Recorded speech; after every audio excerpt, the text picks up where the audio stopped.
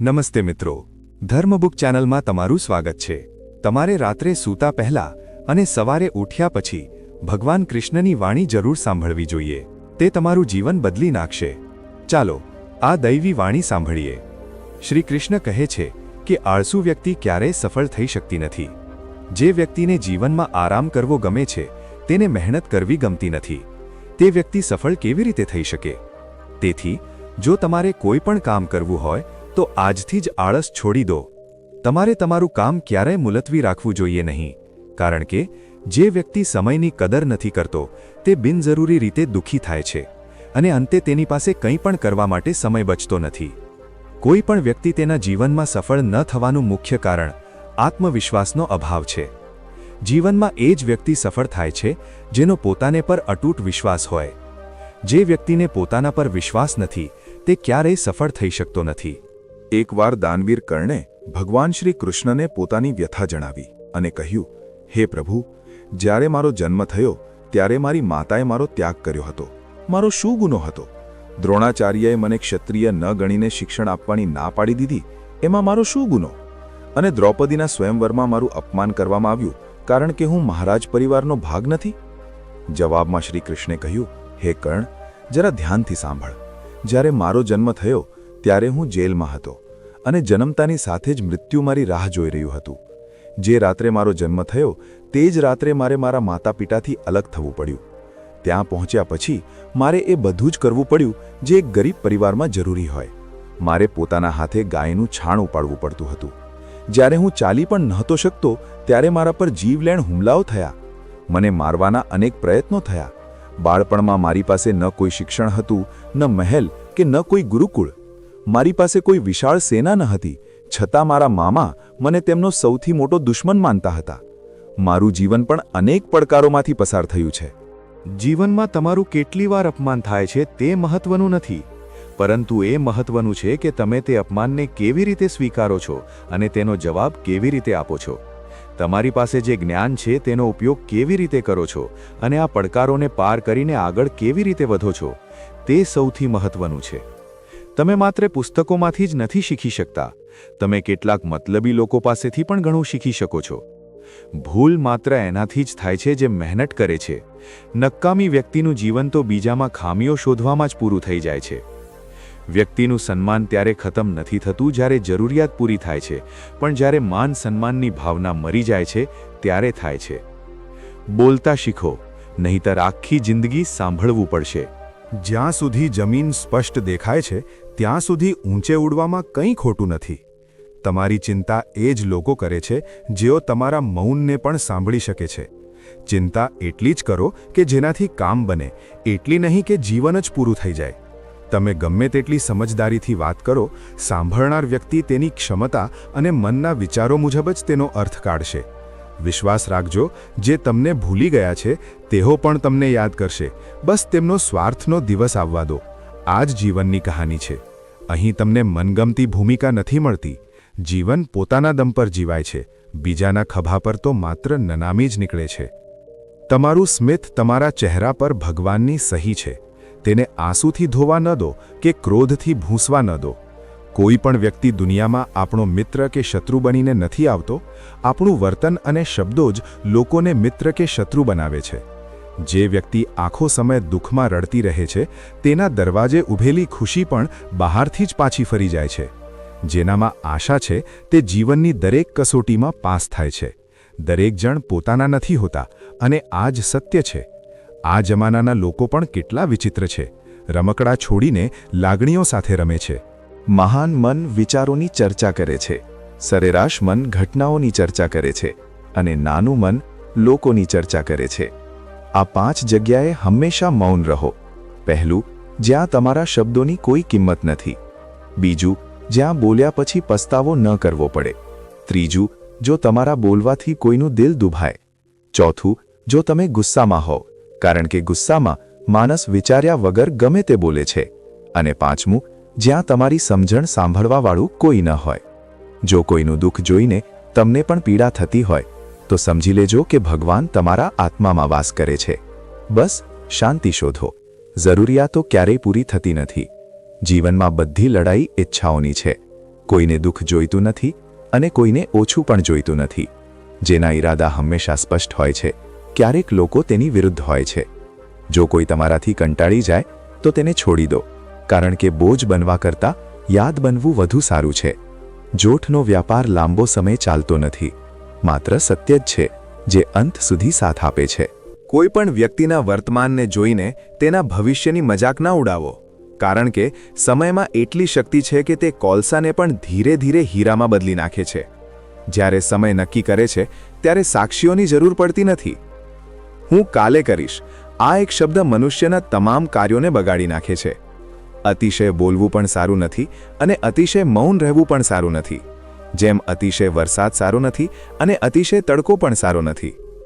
વિચારો, જ્યારે આપણો જન્મ આપણી ઈચ્છા મુજબ નથી થતો અને મૃત્યુ પણ આપણી ઈચ્છા મુજબ નથી થતું, તો જન્મ અને મૃત્યુ વચ્ચેની તમામ વ્યવસ્થાઓ આપણી ઈચ્છા મુજબ કેવી રીતે હોઈ શકે? જીવનમાં દરેક તકનો લાભ લો, પણ કોઈની મજબૂરીનો નહીં.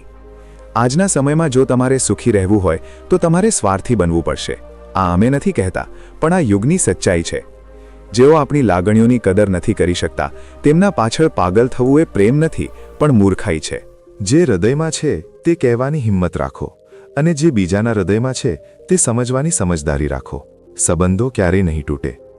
તમારા સમર્પણ, હિંમત અને સકારાત્મક વિચારોની મદદથી વ્યક્તિ મુશ્કેલ પરિસ્થિતિઓમાંથી પણ સફળતાપૂર્વક બહાર આવી શકે છે. એ ચોક્કસ છે કે જો તમે કામ શરૂ નહીં કરો તો કામ પૂરું પણ નહીં કરી શકો. કોઈ પણ કામનો સૌથી અઘરો ભાગ તેને શરૂ કરવાનો હોય છે. ક્યારે હાર ન માનો. આજ મુશ્કેલ છે, કાલ વધુ સારી હશે, પણ પરમ દિવસે સોનેરી દિવસ હશે. જો વ્યક્તિમાં કંઈક કરવાની ઈચ્છા હોય તો આ દુનિયામાં કંઈ પણ અશક્ય નથી. જ્યાં બીજાને સમજવા મુશ્કેલ હોય ત્યાં પોતાને સમજવું વધુ સારું છે. શરીર માટીનું બનેલું છે, બધું શ્વાસનું ઉધાર છે. ગર્વ શાનો કરવો? અહીં આપણે બધા મુસાફરો છીએ. મુશ્કેલીઓ ભાડુઆત છે જે જીવનનો એક ભાગ છે. જેણે સમસ્યાઓ પર પગ મૂક્યો તે જીતી ગયો, અને જેણે સમસ્યાઓને માથે લીધી તે લૂંટાઈ ગયો. ઘણીવાર જીવનમાં આપણે મોટી મુશ્કેલીઓમાંથી એમ બચી જઈએ છીએ જાણે કોઈ અદૃશ્ય શક્તિ આપણને સાથ આપી રહી હોય, અને તે શક્તિને જ આપણે ભગવાન કહીએ છીએ. તેથી યાદ રાખો, જ્યારે દુનિયા સાથ છોડી દે છે ત્યારે ભગવાન તમારો હાથ પકડી લે છે. ગુસ્સા સામે થોડી રાહ જોતા શીખો, અને ભૂલ સામે થોડું નમતા શીખો. જીવનમાં ઘણા પાઠ શીખ્યા છે. જો તમે ચિંતિત રહેશો તો તમારી જાતે ચાલશો, પણ જો તમે બેફિકર રહેશો તો આખી દુનિયા તમારી સાથે ચાલશે. એકલતામાં એક અલગ જ આનંદ છે. કોઈના છોડી જવાનો ડર નથી રહેતો. તમે તમારી જાતને નબળી માની છે, બાકી તમે જે કરી શકો છો તે બીજું કોઈ કરી શકતું નથી. નસીબ મહેનતથી બદલાય છે, બેસીને વિચારવાથી નહીં. જીવન બહુ ટૂંકું છે, તેથી કોઈની પાછળ પડવા કરતાં પોતાના સપના પૂરા કરવા વધુ સારું છે. સાચા રસ્તે ચાલવું થોડું મુશ્કેલ છે, પણ તે રસ્તે તમને કોઈ પાડી શકતું નથી. બાળક પડતાની સાથે જ ચાલતા શીખે છે, માણસ ડૂબતાની સાથે જ તરતા શીખે છે. ઈજાના ડરથી ક્યારેય પાછા ન હટો, કારણ કે ઈજા પામ્યા પછી જ માણસ પોતાની જાતને સંભાળતા શીખે છે. માતા પછી માત્ર હિંમત જ માણસને સાથ આપે છે, જે માણસને ક્યારેય હારવા નથી દેતી. કુદરતે આપણને બધાને હીરા બનાવ્યા છે. શરત એટલી જ છે કે જે ઘસાશે તે જ ચમકશે. બધું જ પુસ્તકોમાંથી નથી શીખી શકાતું. મતલબી લોકો પાસેથી પણ ઘણું શીખવા મળે છે. તમારા આંગણે આવેલા કોઈ જરૂરિયાતમંદ વ્યક્તિનું ક્યારેય અપમાન ન કરો, કારણ કે ભગવાનને કટોરો બદલતા વાર નથી લાગતી. આજે રસ્તો બનાવી લીધો છે તો કાલે મંઝિલ પણ જરૂર મળશે. આ હિંમત ભર્યા પ્રયત્નો એક દિવસ જરૂર ફળ આપશે. આ દુનિયામાં કંઈ પણ કાયમી નથી. ન સમય, ન પ્રેમ, ન નફરત, ન સંબંધો. જો કોઈ તમને સમજી ન શકે તો ચિંતા કરશો નહીં, કારણ કે સારા લોકો અને સારા પુસ્તકો દરેકને સમજાતા નથી. મિત્રતા એ સ્વાર્થ નથી, પણ એક વિશ્વાસ છે. જ્યાં સુખ હોય છે, મજાક મસ્તીથી લઈને સંકટના સમયે સાથ આપવાની જવાબદારી છે. અહીં ખોટા વચનો નથી અપાતા, પણ સાચા પ્રયત્નો કરાય છે. સત્ય બોલનાર અને સાચા માર્ગે ચાલનાર વ્યક્તિ દુનિયાને હંમેશા કડવી લાગે છે. તમે ગમે તેટલા વખાણ કરો, પણ અપમાન ખૂબ વિચારીને કરવું જોઈએ. જ્યારે સંબંધો તમને રડાવવા લાગે ત્યારે તેને અવગણતા શીખો. જીવન ખૂબ જ સરળ બની જશે. નિષ્ફળતા એ જીવનનો એક ભાગ છે. જો તમે ક્યારેય નિષ્ફળ નહીં થાવ તો તમે ક્યારેય શીખી શકશો નહીં, અને જ્યારે તમે શીખશો નહીં ત્યારે તમે બદલાશો નહીં. તેથી નિષ્ફળતા જરૂરી છે. જે વ્યક્તિ સમય સાથે લડીને પોતાનું ભાગ્ય બદલી શકે છે તે જ વિજેતા છે. કાલે શું થશે તે વિશે ક્યારેય વિચારશો નહીં. જો કોઈના સાનિધ્યથી તમારા વિચારો શુદ્ધ થવા લાગે તો સમજી લેજો કે તે વ્યક્તિ સામાન્ય નથી. આજના સમયનો ભગવાન એ જ છે જેની પાસે પૈસા અને હોદ્દો છે. આજે પૈસા એ સંબંધોનું બીજું નામ બની ગયું છે. જો તમારી પાસે પૈસા હોય તો તમારી અજ્ઞાનતા, તમારા ખરાબ કાર્યો બધું માફ થઈ જાય છે. આ કળિયુગ છે. અહીં ખરાબ સાથે ખરાબ થાય કે ન થાય, પણ સારા સાથે ખરાબ જરૂર થાય છે.